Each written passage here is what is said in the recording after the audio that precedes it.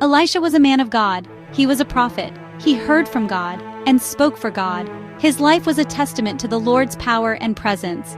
Following in the footsteps of the great prophet Elijah, Elisha performed miracles that showed everyone God was with him. His companion was a young man named Gehazi. Gehazi was his servant. He was his apprentice. He saw the miracles. He witnessed the power. He walked with the man who walked with God. You would think that seeing such things day after day would build a mountain of faith inside him. But seeing is not always believing, is it? One morning the world felt very small and very dangerous. An enemy king, the king of Aram, was angry. He was angry at Israel. He was especially angry at Elisha. Every time the king made a secret plan, Elisha knew it. He would warn the king of Israel, and the plan would fail. The Aramean king was frustrated. He thought there was a spy in his camp, but his officers told him the truth. So the king sent his army, a great army, with many horses and many chariots. They came by night and surrounded the city of Dothan, where Elisha was staying. They came to capture one man. Gehazi woke up early. He was the first to rise, as a good servant does. He went outside, perhaps to fetch water or simply to greet the new day. But the day did not greet him back with peace. Instead, it greeted him with terror. He saw them, an army, a sea of soldiers and steel, horses pawing the ground, their breath misting in the cool morning air, chariots gleaming, a promise of unstoppable force. They were everywhere, encircling the city, trapping them. There was no way out. His heart began to pound in his chest like a drum of war. Fear, cold and sharp, pierced through him, and his breath caught in his throat. "Oh no, my master, what shall we do?" This was Gehazi's cry, a cry from the depths of a terrified soul. It was a question born of pure panic.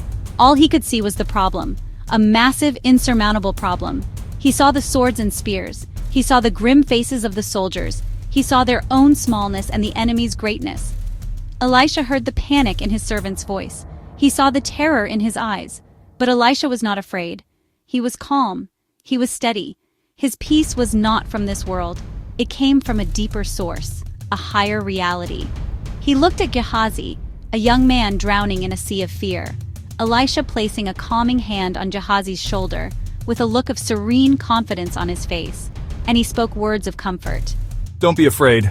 It was a logical reaction, sensible, completely human. But Elisha did not operate on human logic alone. He saw something more. "Those who are with us are more than those who are with them." And so the prophet did the most powerful thing he could do. He prayed. Imagine Gehazi's confusion. More with us? He probably glanced around wildly. He saw Elisha. He saw himself. That was two. He looked back at the hills. He saw thousands. The math did not add up. Two is not more than thousands. Was his master losing his mind? Had the pressure finally broken him?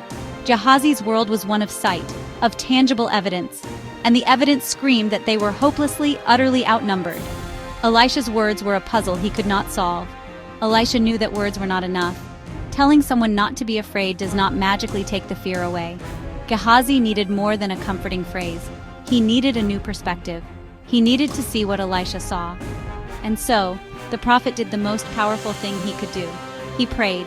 It was not a long prayer. It was not a loud prayer. It was a simple, direct request to the one who holds all power.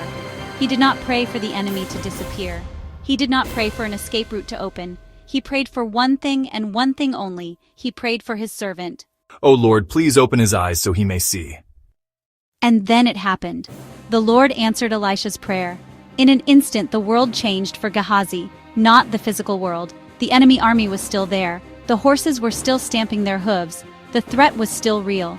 But something else became real too. A veil was lifted from his eyes. A spiritual blindness was healed. Suddenly, he could see. He could truly, fully see.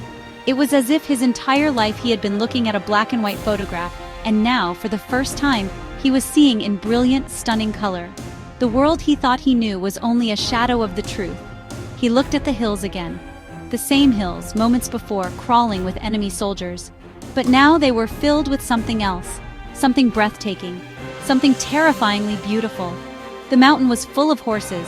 The mountain was full of chariots of fire. Not just a few. The entire mountain blazed with a celestial army. Fiery horses, tossing their manes of flame, blazing chariots, glowing with the power of heaven. They were stationed all around Elisha, a divine bodyguard, an army of angels sent by God himself. The sight was more magnificent and more powerful than anything he had ever imagined. His fear vanished. It did not just shrink, it evaporated. It was replaced by a profound sense of awe. How could you be afraid of a few thousand soldiers when you saw the infinite army of the living God? The Aramean forces suddenly looked small, insignificant, like a child's toy soldiers compared to the legion of heaven. Gehazi's perspective had been completely flipped. Before, a small prophet and his servants surrounded by a great army. Now, a puny little army surrounded by the host of God. Elisha's words finally made sense. Those who are with us are more than those who are with them. The gasp that escaped Gehazi's lips was not terror, but wonder. He finally understood. He understood the source of Elisha's calm. The prophet was not ignoring the danger. He was aware of a greater power. He lived his life with his spiritual eyes wide open.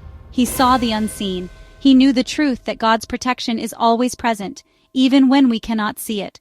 For Gehazi, this single moment changed everything. It was a lesson he would never forget. God is here. God is strong. And God is for us. There's always more on our side.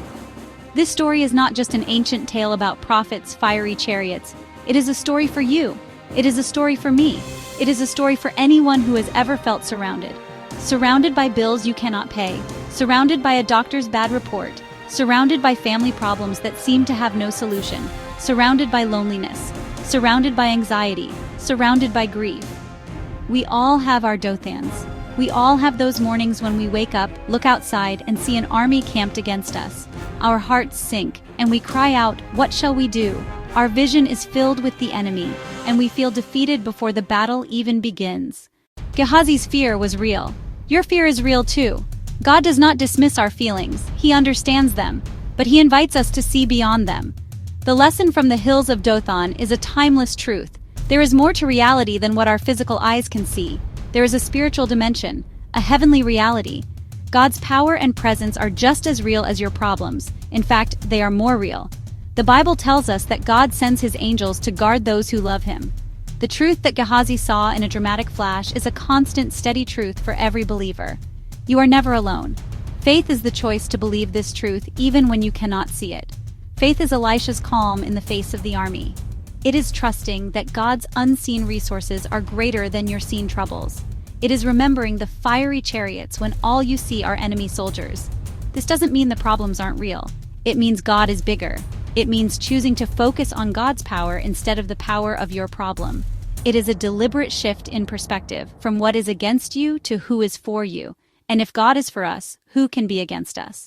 So what does this mean for us today? It means we can pray Elisha's prayer for ourselves and for others. Lord, open my eyes that I may see. Open my eyes to see your presence in my struggle. Open my eyes to see your provision when I feel lack. Open my eyes to see your power when I feel weak. Open my eyes to see your angels encamped around me when I feel alone and afraid. We may not see a literal army of fire, but God can open the eyes of our hearts. He can give us a deep, unshakable assurance that He is with us, fighting for us, and that in Him we have everything we need. Consider the parent worried about a child. The world seems full of dangers and negative influences. It is easy to feel like Gehazi, surrounded and helpless. But you can look at your child and pray, "Lord, open my eyes." See that child not just as vulnerable, but as guarded by the King of the universe. See your prayers as a spiritual shield around them. See God's plan for their life, a plan for good and not for harm. Trusting God does not mean you stop parenting wisely. It means you parent with a deep peace, knowing that the ultimate protector is on duty. Your fear is replaced by faithful prayer. Or think about facing a financial struggle. The bills pile up and the bank account dwindles. The army of debt surrounds you. The cry, "What shall we do?" is on your lips. This is a moment to ask God to open your eyes. See His history of faithfulness. Remember the times He has provided before. Look for His provision in unexpected places. Trusting Him with your finances might mean making a wise budget, but it also means resting in the knowledge that He is your provider. He owns the cattle on 1,000 hills, and He certainly knows how to care for His children. The problem is not your source. God is your source. Let this story encourage you. The next time you feel overwhelmed and outnumbered, stop. Take a breath. And remember Gehazi. Remember the prayer of Elisha. Ask God to open your eyes. Look past the intimidating army of your circumstances and look for the fiery chariots of His presence. They are there. His help is real. His power is greater. His love surrounds you. You are never, ever alone. The forces of heaven are on your side, and those who are with you are always more than those who are with them. Walk in that truth today.